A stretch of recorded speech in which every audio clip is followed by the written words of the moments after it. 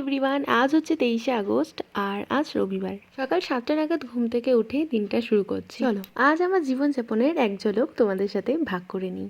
সকালে ঘুম থেকে উঠেই আমার অবসর সময়ের সঙ্গী মানে আমার বিছানা মানে আমার নোংরা বিছানাটাকে পরিষ্কার করার কাজে লেগে পড়েছি। তোমরা যারা আমার আগের ভিডিও দেখেছো তারা নিশ্চয়ই জানবেই মানে আমার এই মশারি রাখার এই জায়গাটা, মশারি যে এই জায়গাটায় রাখা যায় এই বুদ্ধিটা কিন্তু আমার শাশুড়ি মায়ের মাথা থেকেই বেরিয়েছিল।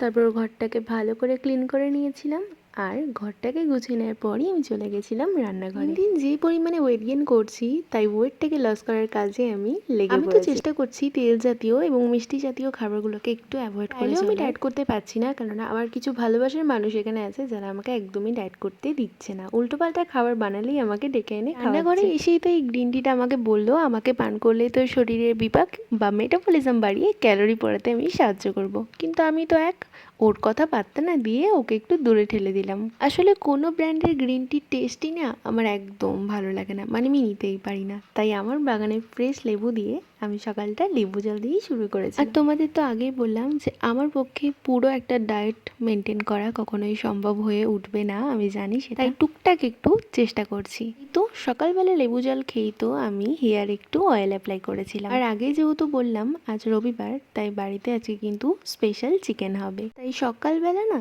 ছাতু দিয়ে মুড়ি খেয়ে নিয়েছিলাম। এই তো তারপর শাওয়ার কমপ্লিট করে নিলাম আর আজকে হেয়ারটা ওয়াশও করেছিলাম।